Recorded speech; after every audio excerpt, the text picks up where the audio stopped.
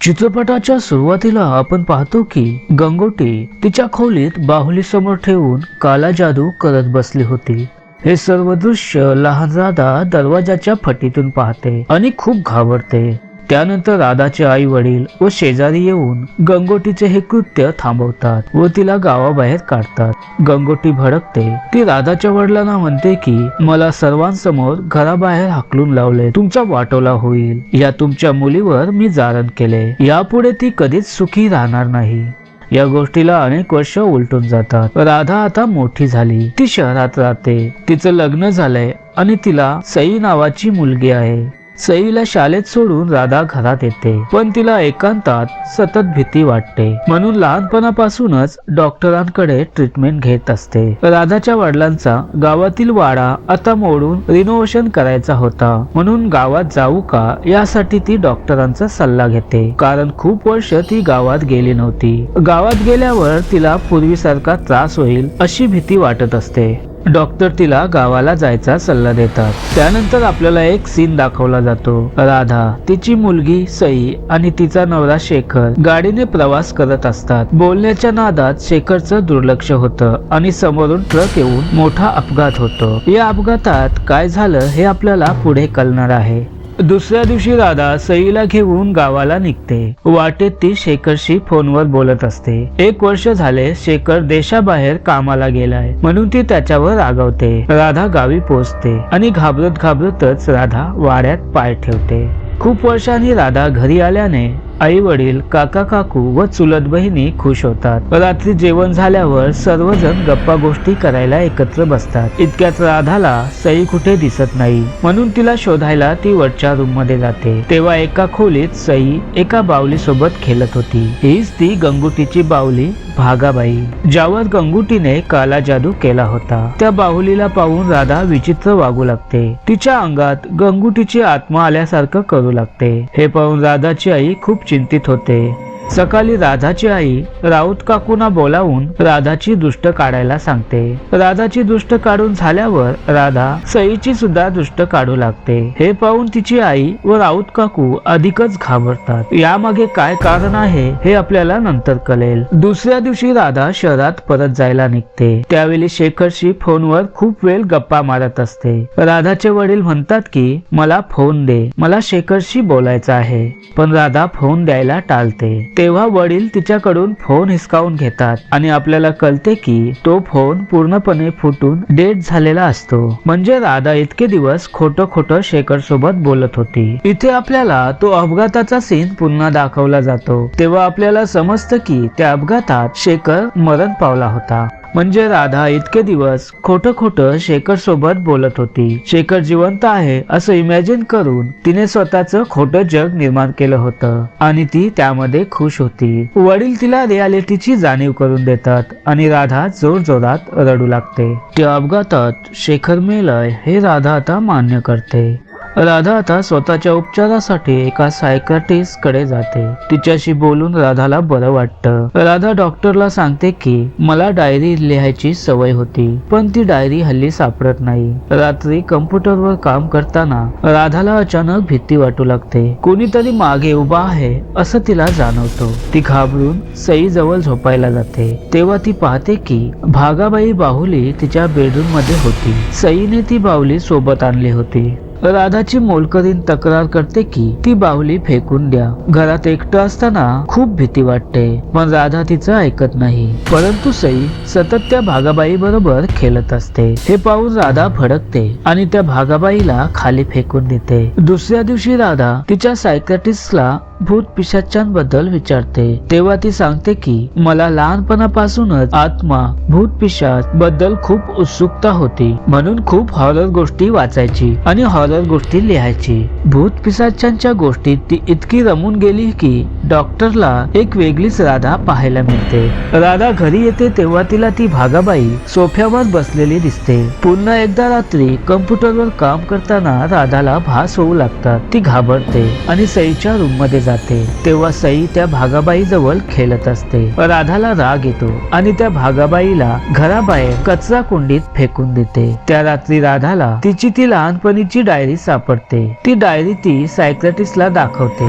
ती डायरी पाहून डॉक्टर अचंबित होते, कारण त्या डायरीत आत्माना आणि भूताना बोलवणारे मंत्र व चित्र होते जे राधाने लहानपणी लिहिले होते. राधा आपला भूतकाळ डॉक्टरला सांगते. इथे आपल्याला गंगूटीची पूर्ण कहाणी समजते.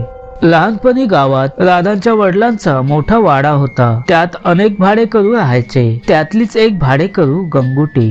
गंगूटी दिवसा ढवल्या जंगलात जाऊन काला जादू करायची. त्यामुळे सर्व गावकरी तिला घाबरून असायचे. सर्व शेजारी गंगूटीला घरातून हाकलून द्यायला सांगायचे, पण गंगूटी बोलायची, कोण काढेल मला घराबाहेर? एका रात्री तुमच्या घरादारावर लिंबू फिरवीन. एक दिवस सर्व गावकरी मिळून निर्णय घेतात आणि गंगूटीला वाड्यातून बाहेर काढून गावाबाहेर हाकलून देतात. गंगूटीला हा अपमान सहन होत नाही. दुसऱ्या दिवशी ती गुपचूपपणे वाड्यात शिरते आणि तिच्या खोलीत बाहुली मांडून काला जादूची पूजा सुरू करते. हे सर्व राधा पाहते आणि खूप घाबरते. सर्व शेजारी जमा होतात आणि गंगूटीला खोली बाहेर काढतात. तेव्हा गंगूटी बोलते, मला सर्वांसमोर गावाबाहेर हकलली, पण मी तुझ्या पोरीवर जारण केले. तिचं कायमचं वाटोलं होईल. त्यानंतर काही दिवसांनी गावाबाहेरच्या नदीत गंगूटीचे प्रेत तरंगताना लोकांनी पाहिले. त्या दिवसापासून राधा आजारी पडू लागली. तिला भास होऊ लागले. सगळे उपचार केले, पण काही फायदा झाला नाही. मग ओळखीच्या एका पुजाऱ्याला बोलवून घरात पूजापाठ केले. तेव्हा हे सारे शांत झाले.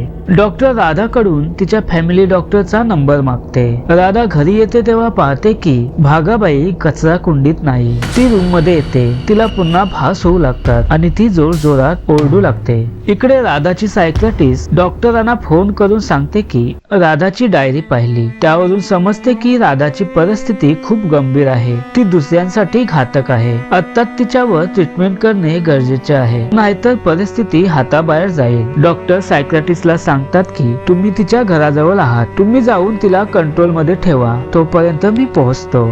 इकडे राधा खूप हायपर झालेली असते. कोणीतरी तिचा दरवाजा ठोठावतो आणि म्हणतो की राधा दरवाजा उघड, मी शेखर आहे. राधा खूप घाबरते. ती सईच्या रूम मध्ये जाते. तेव्हा सईची सर्व खेळणी नाचू लागतात आणि ती भागाबाई बोलू लागते. इकडे दरवाजा बाहेर शेखर असतो. तो दरवाजा तोडून आत येतो. राधा त्याच्यावर हल्ला करते. आता राधाला गंगूटी दिसू लागते. ती सांगते की तो तुझा नवरा नाही, तो आत्मा आहे, मारून टाक त्याला. इतक्यात सायकियाट्रिस्ट राधाच्या घरी पोहोचते. राधा आता खूप हायपर झालेली असते. ती सुरी घेऊन सायकियाट्रिस्ट वर हमला करते आणि शेखर व सायकियाट्रिस्टला जखमी करते. राधा सायकियाट्रिस्टला ठार मारणारच असते, पण इतक्यात डॉक्टर तेथे पोहोचतो आणि समजावतो की राधा हे सर्व तुझे भास आहेत. यातून तू आता बाहेर पड आणि तिला इंजेक्शन देतात. राधा शांत होऊन बेशुद्ध होते.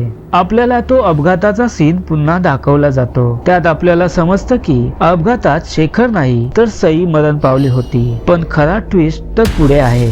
डॉक्टर राधाची खरी माहिती सांगतात. राधा ही लहानपणापासूनच एकटी राहणारी मुलगी होती. ती आपलं स्वतःचं वेगळं जग इमॅजिन करून त्यात रंगून जायची. तसेच तिला जादूटोणा, भूत प्रेत या गोष्टीत खूप उत्सुकता होती. त्यानंतर ते जारण प्रकरण तिच्यावर आघात करून गेलं आणि ती गंगूटी तिच्या इमॅजिन जगातील भाग बनली. त्यानंतर ती गंगूटी तिला सतत दिसू लागली. पुढे लग्नानंतर राधाची काय परिस्थिती होती हे शेखर सांगतो की आमचं लव्ह मॅरेज होतं. लग्नानंतर राधामध्ये असा काही प्रॉब्लेम जाणवलाच नाही, पण तो अपघात झाल्यानंतर राधाचा हा मानसिक आजार बाहेर पडला. राधा अपघाताला शेखरला जबाबदार मानू लागली व त्याच्याशी वाद घालू लागली. त्यामुळे शेखर बाहेरच्या देशात कामासाठी निघून गेला. त्यानंतर संपूर्ण देशात लॉकडाऊन लागला. राधा घरात एकटीच होती. त्यामुळे एकटेपणा राधाला सतावू लागला. तिचा मानसिक संतुलन बिघडला आणि ती पुन्हा तिच्या इमॅजिन विश्वात रमू लागली.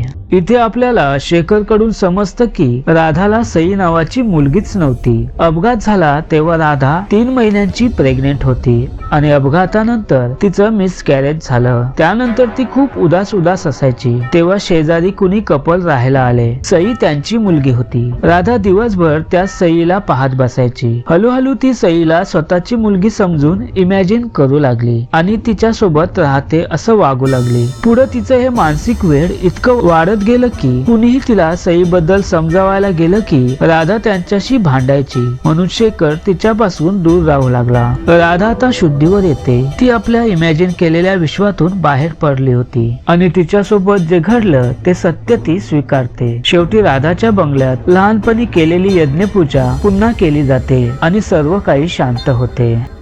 तर मित्रांनो, तुम्हाला ही गोष्ट कशी वाटली कमेंट करून जरूर सांगा. तर भेटूयात पुढच्या एका गोष्टीसोबत. तोपर्यंत हसत राहा, काळजी घ्या, कारण जीना इसी का नाम है.